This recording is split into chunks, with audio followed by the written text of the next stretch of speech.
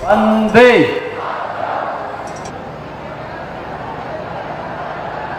जनपद संभल की 660 करोड़ रुपए की लागत की इन परियोजनाओं के लोकार्पण और शिलान्यास कार्यक्रम में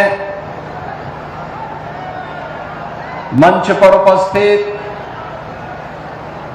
भारतीय जनता पार्टी के प्रदेश के लोकप्रिय और कर्मठ अध्यक्ष, इसी माटी के सपूत चौधरी भूपेंद्र सिंह जी, उत्तर प्रदेश सरकार में मंत्रिमंडल के मेरे सहयोगीगण, इस चंदोसी विधानसभा क्षेत्र की लोकप्रिय विधायक,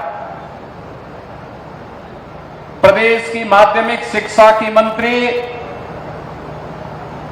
श्रीमती गुलाब देवी जी,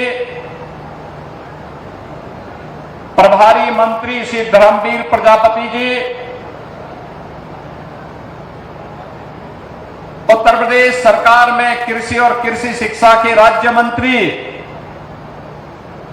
सरदार बलदेव सिंह ओलख जी,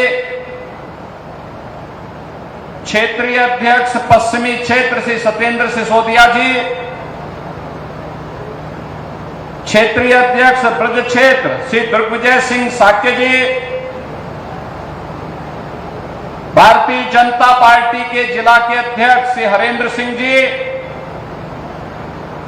जिला प्रभारी से हेमंत राजपूत जी, जिला पंचायत अध्यक्ष श्रीमती अनामिका यादव जी,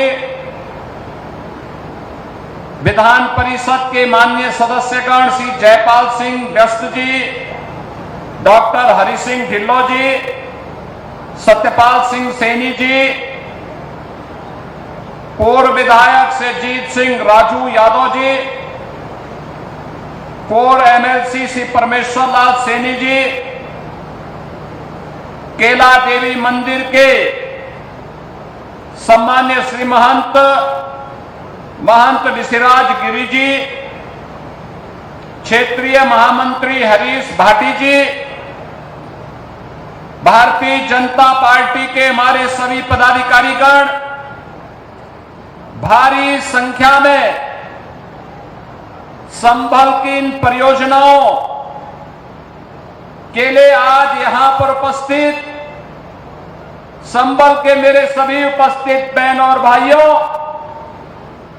भगवान कल्कि और भगवान हरिहर की इस पावन धरा को नमन करते हुए मैं आप सबका हृदय से अभिनंदन करता हूं।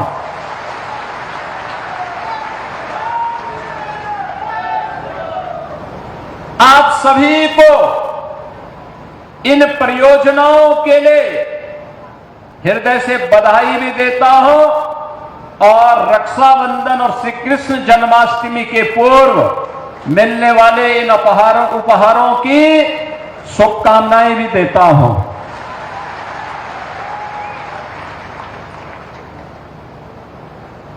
नौ अगस्त को रक्षाबंधन का पावन पर्व है और रक्षाबंधन हमारे यहां सनातन धर्म की परंपरा में एक पुरोहित के द्वारा एक यजमान के लिए, एक बहन के द्वारा एक भाई के लिए एक पवित्र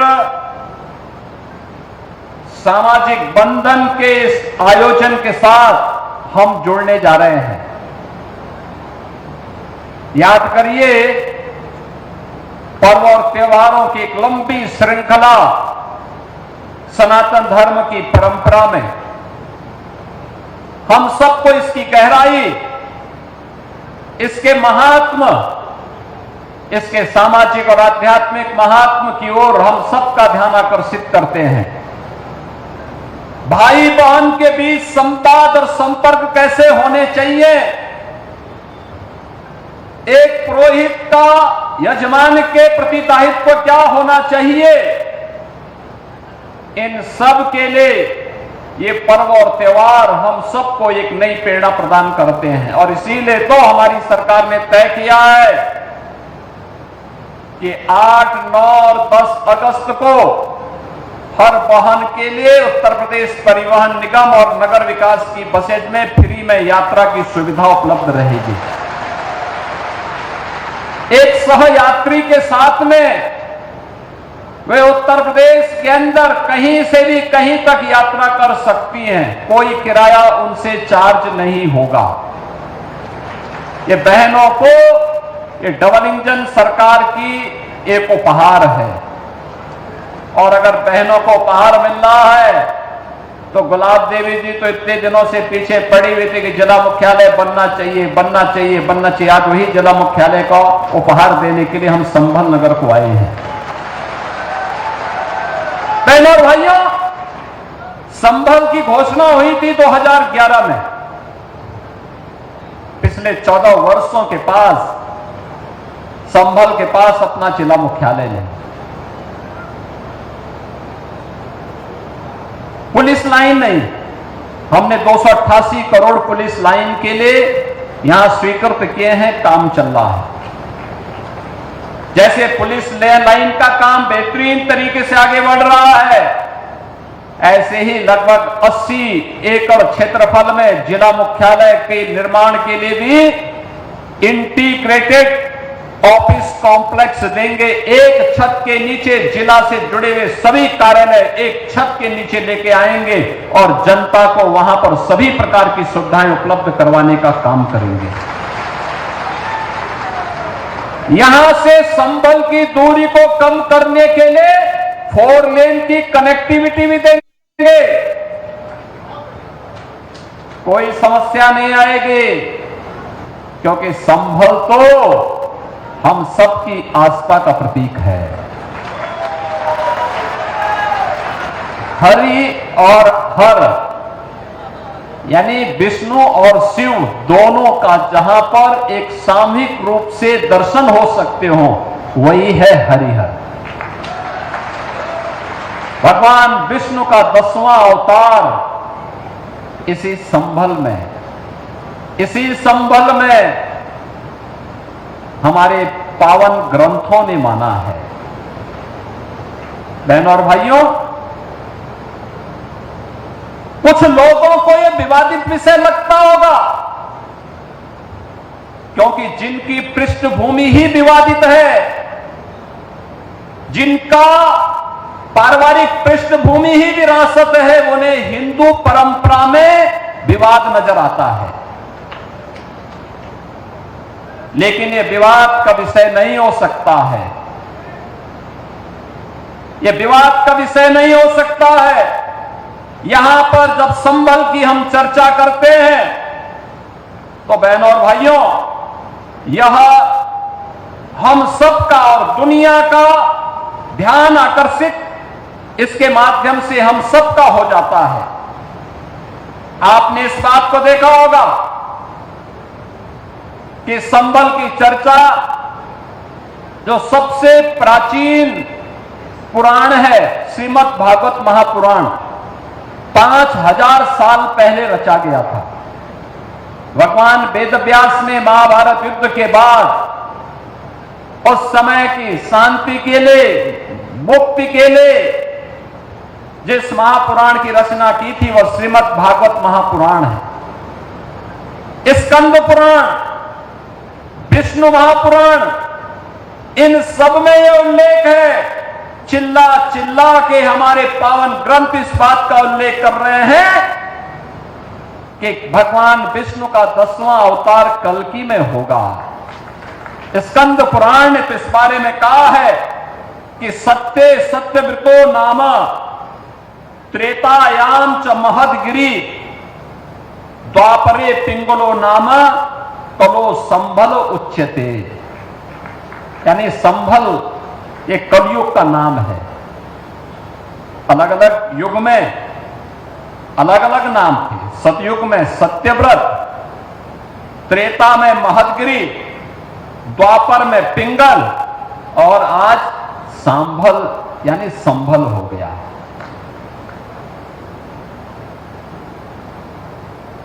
ये स्कंद पुराण कहता है। और पुराण के ही इसी प्रसंग को अगर आप ध्यान में रख करके देखेंगे तो वही प्रसंग हम सबका ध्यान आकर्षित करते हैं। स्कंद पुराण ही इस बात का उल्लेख भी करता है, जहां पर स्कंद जी महर्षि अगस्त्य से इस बारे में कहते हैं कि आकर्णे महाभाग पूर्वे सांबलेश्वरम गंगारथ प्रामध्य सतम क्षेत्रम च योजन त्रयम।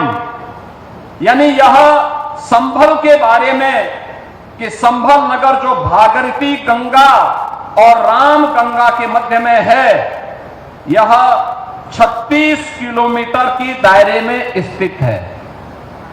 इसके महात्म के बारे में, इसके क्षेत्रफल के बारे में यह स्पष्ट उल्लेख किया जाता है।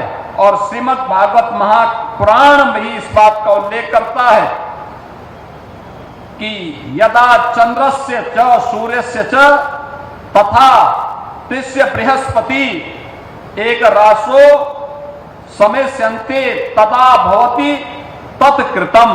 अर्थात चंद्रमा, सूर्य और बृहस्पति के तीनों ग्रह जब पुष्य नक्षत्र के प्रथम चरण में एक साथ प्रवेश करेंगे तभी सतयुग का प्रारंभ होगा, जो श्री कल्कि श्री विष्णु के अवतार और सतयुग और कलयुग की संधि में होगा। अब जिसके पास दृष्टि न हो तो उसके बारे में हम क्या कह सकते हैं। और संभल एक सच्चाई है बहनों और भाइयों, इस सच्चाई का उल्लेख हमारा ग्रंथ कहता है। 68 तीर्थ थे, 68 तीर्थ थे यहां के, 19 पावन कूप थे, परिक्रमा का मार्ग था, सब कुछ था।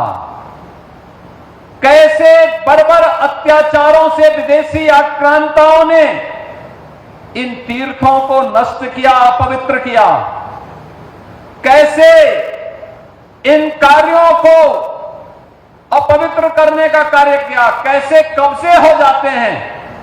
19 के 19 कूपों पे कब्जा हो जाता है, तीर्थों पर कब्जे हो जाते हैं, मार्ग तोड़ दिए जाते हैं। 24 कोस और 84 कोस की परिक्रमा के मार्ग को बाधित किया जाता है। परिणाम एक सच को छुपाने का कुत्सित प्रयास। लोक माता अहिल्याबाई होलकर ने अपने समय में इन तीर्थों का पुनरुद्धार किया था। उन्होंने उस समय जब काशी विश्वनाथ मंदिर के पुनरुद्धार का कार्य लोक माता अहिल्याबाई होलकर ने किया था, उसी समय भगवान सोमनाथ के मंदिर का, चाहे भगवान सोमनाथ का मंदिर सौराष्ट्र गुजरात का हो या काशी में भगवान विश्वनाथ का मंदिर, ये क्रूर आक्रांताओं के बर्बरता के शिकार हुए थे। उनका पुनरुद्धार करने का काम, यह कार्य भी लोक माता अहिल्याबाई होलकर ने किया था। तो साथ ही साथ उन्होंने संभल के इन तीर्थों के पुनरुद्धार का भी काम किया था। आज भी आप देखते होंगे लोक माता अहिल्याबाई होलकर ट्रस्ट के द्वारा तमाम तीर्थों के लिए कुछ सहयोग किया जाता है, लेकिन अब हमारी सरकार ने तय किया है 68 के 68 तीर्थों को, 19 के 19 कूपों को, परिक्रमा मार्ग के पुनरुद्धार का कार्य अब एक डबल इंजन की सरकार उठाएगी। ये हमारा दायित्व भी है, नैतिक कर्तव्य भी है, क्योंकि विकास तभी सार्थक होता है जब वह विरासत के साथ जुड़ती है। ये विरासत का संरक्षण भी है और आने वाले वर्तमान और भविष्य के सुनहरे सपने को उड़ान देने के लिए उन्हें विकास की प्रक्रिया से जोड़ने का एक अभियान भी है। आज आप देखते होंगे काशी विश्वनाथ धाम प्रधानमंत्री मोदी जी के कर कमलों से जो भव्य स्वरूप प्राप्त किया है। आज काशी में कोटि कोटि भारतवासी आकर के, सनातन धर्मावलंबी आकर के आस्था के साथ साथ वहां के विकास को एक नई ऊंचाई पे पहुंचा रहे हैं। 500 वर्षों के बाद अयोध्या में श्री राम जन्मभूमि पे भगवान श्री राम के भव्य मंदिर के निर्माण बनने के साथ ही एक नई अयोध्या के दर्शन हमें अयोध्या धाम में देखने को मिलते हैं। बहनों और भाइयों, अगर काशी में और अयोध्या में हो सकता है तो संभल में क्यों नहीं? संभल भगवान कल्कि और हरिहर के इस पावन धाम के पुनरुद्धार का कार्य क्यों नहीं? और उसी दायित्व का निर्वहन करने के लिए सरकार आई है आपके पास। सरकार आपके पास आई है आपसे कहने के लिए हम विकास भी कराएंगे, हम लोक कल्याण के कार्यक्रमों को भी करेंगे, बिना भेदभाव के शासन की योजना का लाभ हर गांव, हर गरीब, हर किसान, हर नौजवान को देंगे। और संभल जैसी सच्चाई को छुपाने की कुत्सित चेष्टा करने वालों के उन गलत मंसूबों को भी ध्वस्त करने का काम करेंगे। जो भारत और भारतीयता को, भारत की विरासत को कलंकित करने का कार्य करेंगे, उन्हें वह सबक सिखाएंगे। उनकी आने वाली कई पीढ़ियां याद करेंगी कि वह भी किन लोगों से टकराए थे। बहनों और भाइयों, संभल की इसी सच्चाई को आज डबल इंजन की सरकार देश और दुनिया के सामने ला रही है। हमारे पास शास्त्रीय प्रमाण भी है, हमारे पास पुरातात्विक प्रमाण भी है, हमारे पास लोक मान्यताएं भी हैं और हमें सब कुछ बताने के लिए हमारे पास है। और पुनरुद्धार के उस कार्यक्रम को जिस स्तर पर आगे बढ़ाने का काम हुआ है, आज उसी को एक शुभारंभ करने के लिए मुझे सावन मास में, देखो विष्णु का अवतार है, होने वाला है, तो भगवान विष्णु की इस संभावित अवतार की भूमि को, भगवान कल्कि की इस पावन धरा को श्रावण मास में, यानी भगवान शिव का महीना है, तो हरि का भी और हर का भी एक साथ समन्वय आज यहां पर हो रहा है।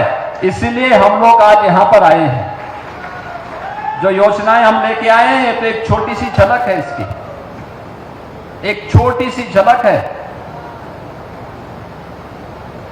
ये कार्य युद्ध स्तर पर आगे बढ़ेंगे। जितना बड़ा पुलिस लाइन, जितनी बड़ी पुलिस लाइन बनेगी, उतना ही बड़ा जिला मुख्यालय भी यहां पे बनेगा। इंटीग्रेटेड कॉम्प्लेक्स होगा, एक छत के नीचे सभी समस्याओं का समाधान। जनता जनार्दन को, संभल वासियों को कहीं दौड़ धूप करने की आवश्यकता नहीं पड़ेगी। वैसे भी चंदौसी तो हमारा वैसे पहले से ही ये मान्यता प्राप्त है कि ये मिनी काशी है, छोटी काशी के रूप में उसकी मान्यता है। लोग वृंदावन के रूप में, काशी के रूप में बड़ी मान्यता के साथ, बड़ी श्रद्धा भाव के साथ वहां की पर सैकड़ों की संख्या में बने हुए मंदिरों में दर्शन करने के लिए आते हैं। चंदौसी में एक बार आना भी है मुझे, वहां पर बजरंगबली का एक बड़ी मूर्ति भी बनाई हुई है। बहनों और भाइयों, विरासत को विस्मृत करके कोई भी समाज आगे नहीं बढ़ सकता, नहीं बढ़ सकता। और संभल किसी सच्चाई को हम बताने के लिए आपके बीच आए हैं। याद करना, संभल के साथ क्या नहीं हुआ आजादी के बाद भी, क्या नहीं पाप कांग्रेस और समाजवादी पार्टी ने किया। कांग्रेस यहां सामूहिक हत्या करवाती थी और समाजवादी पार्टी उनके चेले के रूप में उनके पाप पर पर्दा डालने का काम करती थी, हत्यारों को बचाने का काम करती थी। यही तो हुआ था संभल में, यही तो हुआ था आजादी के बाद में जो कत्लेआम हुए थे। क्योंकि अगर ये सच्चाई सामने आ जाती तो उनको वोट बैंक खिसकने का भय था। हम लोग वोट बैंक के लिए नहीं आए हैं, हम तो विरासत का संरक्षण करने के लिए आए हैं। वोट बैंक नहीं, ये विरासत का संरक्षण है। हम विकास को जोड़ने के लिए आए हैं। हर उत्तर प्रदेश वासी का विकास पर पूरा अधिकार है। विकास से उन्हें वंचित करके ये बांटने वाले लोग गरीबों के हक पे डकैती डालते थे। गरीब को राशन नहीं मिलता था, गरीब को मकान नहीं मिलता था, बेटी की शादी के लिए अनुदान नहीं मिलता था, एक गरीब को स्वास्थ्य की सुविधाएं नहीं मिलती थी, गरीब बच्चा स्कूल में जाता था, न शिक्षक होता था, न बुनियादी सुविधाएं होती थी, बेटी असमय स्कूल छोड़ने के लिए मजबूर होती थी क्योंकि विद्यालय में न पेयजल की व्यवस्था थी, न शौचालय की व्यवस्था थी। और आज जब डबल इंजन की सरकार काम कर रही है, आज आप देख रहे होंगे विद्यालयों में बुनियादी सुविधाएं, बालक और बालिकाओं के लिए पेयजल की व्यवस्था भी है, टॉयलेट की व्यवस्था भी है, अच्छा फर्श बना है। फर्श बनाने के साथ ही डिजिटल लाइब्रेरी भी है, स्मार्ट क्लास भी है, पर्याप्त सुविधाएं उपलब्ध करवाई जा रही हैं। अटल आवासीय विद्यालय आप देखिए, श्रमिकों के बच्चों के लिए और कोविड कालखंड में जो बच्चे निराश्रित हुए थे, जिन्होंने अपने अभिभावकों को खोया था, उनके लिए अटल आवासीय विद्यालय बन रहे हैं। पिछली सरकार एक जिले में एक माफिया पालती थी, उस माफिया के गुंडे पूरे जनपद को तबाह करते थे, दंगा करवाते थे, अराजकता फैलाते थे। हमारी सरकार वन डिस्ट्रिक्ट वन प्रोडक्ट के माध्यम से स्थानीय कारीगरों और हस्तशिल्पियों को कारोबार के साथ जोड़ रही है। One district one medical college देकर के बेहतरीन स्वास्थ्य की सुविधा दी जा रही है। बिना भेदभाव के हर गरीब को 5 लाख रुपए का आयुष्मान भारत का स्वास्थ्य बीमा का कवर भी दिया जा रहा है। राशन की सुविधा उपलब्ध करवाई जा रही है, हर गरीब को आवास की सुविधा उपलब्ध करवाई जा रही है और हर बेटी के लिए शिक्षा के साथ साथ उसकी शादी का इंतजाम के लिए भी सरकार बेटी को विदा करने के लिए भी 1 लाख रुपए का अनुदान सामूहिक विवाह योजना के माध्यम से उपलब्ध करवा रही है। युवाओं के लिए भर्ती के अभियान को भी बिना भेदभाव के आगे बढ़ाया जा रहा है। पिछले 8 वर्ष में 8.5 लाख नौकरी, अभी हाल ही में 60,244 पुलिस की भर्ती की प्रक्रिया को सकुशल संपन्न किया गया। हर जनपद के युवा आए थे, चेहरा नहीं देखा गया, जाति नहीं देखी गई। उत्तर प्रदेश का नागरिक है, उसको अधिकार मिलना ही चाहिए, हर हाल में उसका अधिकार उसे दिया जाना चाहिए। लेकिन उत्तर प्रदेश के हर नागरिक को सुरक्षा की गारंटी भी चाहिए और इसीलिए हम कहते हैं, पिछली सरकार में दंगे होते थे, अराजकता फैलती थी, शोषण होता था, न बेटी सुरक्षित थी, न व्यापारी सुरक्षित था। आज बेटी भी सुरक्षित है, व्यापारी भी सुरक्षित है, हर उत्तर प्रदेशवासी सुरक्षित है, केवल दंगाई सुरक्षित नहीं है। दंगाई के ऊपर महाकाल अब अपना वास्तविक असर दिखा रहा है।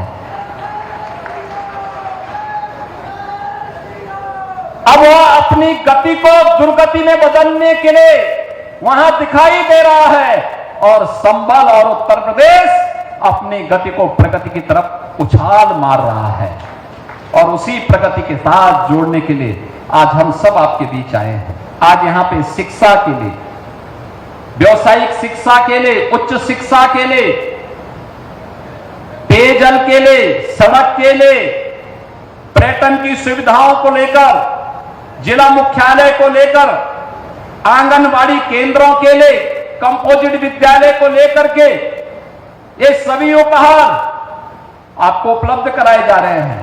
और इसलिए भी क्योंकि जन्माष्टमी भी आ रही है, यानी ये 3 पर्व तो एक साथ, रक्षाबंधन 9 अगस्त को, 9 अगस्त काकोरी की, क्रांतिकारियों की, महानायकों की 10 एक्शन के स्मृति दिवस भी है, 9 अगस्त की तिथि। बहनों और भाइयों, 15 अगस्त देश का स्वाधीनता दिवस, प्रधानमंत्री जी ने आह्वान किया है हर घर पे तिरंगा फहराना है। 13, 14, 15 हर भारतवासी अपने घर के ऊपर भारत के आन बान शान के प्रतीक तिरंगा लहराने का काम करिए। भारत के आन बान शान का प्रतीक हमारा तिरंगा है। और साथ ही साथ 16 अगस्त श्री कृष्ण जन्माष्टमी, परित्राणाय साधूनाम विनाशाय च दुष्कृताम, सज्जनों के लिए सज्जनों के संरक्षण के लिए और दुर्जनों के संहार के लिए भगवान बार बार आते हैं, बार बार आएंगे और कल की भगवान भी संभल में अवश्य आएंगे। यह संकल्प लेकर के हम सबको आगे बढ़ना होगा। मैं संभल वासियों के लिए, जनपद वासियों के साहस का यहां पर सम्मान करता हूं। विपरीत परिस्थितियों में रह करके जिन लोगों ने दंगों की त्रासदी को झेला, पिछली सरकारों के अराजक और भ्रष्ट रवैये के कारण प्रताड़ित होते रहे, लेकिन उन्होंने कभी भी अपने मिशन से भटके बगैर, बिना न झुके न भटके, न कहीं विचलित हुए, लगातार संघर्ष करते रहे। उन सभी कार्यकर्ताओं का, संभल वासियों का, आपका जो संभल है ना, इस संभल ने अन्य लोगों को भी दंगाइयों से लड़ने की एक नई ताकत दी है। और इसके लिए मैं आपका अभिनंदन करने के लिए भी आया हूं, आपको आश्वस्त करने के लिए आया हूं। ये डबल इंजन की सरकार आपके विरासत और संरक्षण के संरक्षण के लिए और विकास को आगे बढ़ाने के लिए पूरी प्रतिबद्धता के साथ कार्य करेगी। और उसी कार्यक्रम का शुरुआत करने के लिए कि जिन लोगों ने संबल के साथ पाप किया था, उनको उसके पाप की सजा मिलेगी। जिन लोगों ने भी संबल के विकास से वंचित किया था, उनको इसकी कीमत चुकानी पड़ेगी। जो लोग संबल को दंगाग्रस्त करते थे, जो लोग सनातन धर्म के इन पवित्र स्थलों को पवित्र करते थे, उन्हें इसकी कीमत तो चुकानी ही पड़ेगी। और इसी का आश्वासन देने के लिए आज मुझे संबल आना पड़ा है। मैं इस अवसर पर एक बार फिर से इन सभी योजनाओं की सौगात आप सबको समर्पित करता हूं। इसका उपहार है संबल वासियों को। और संबल के विकास के लिए ये जिला मुख्यालय आपका तैयार होगा, भव्य जिला मुख्यालय तैयार होगा। ये जिला मुख्यालय आपके विकास को एक नई उड़ान देगा और संबल को भगवान कल्कि के अवतार की पावन धरा के रूप में स्थापित करने में अपना योगदान देगा। इस विश्वास के साथ आप सभी को रक्षाबंधन, स्वाधीनता दिवस और श्री कृष्ण जन्माष्टमी की हृदय से बधाई और शुभकामनाएं देते हुए मैं अपनी वाणी को विराम देता हूं। धन्यवाद। जय हिंद।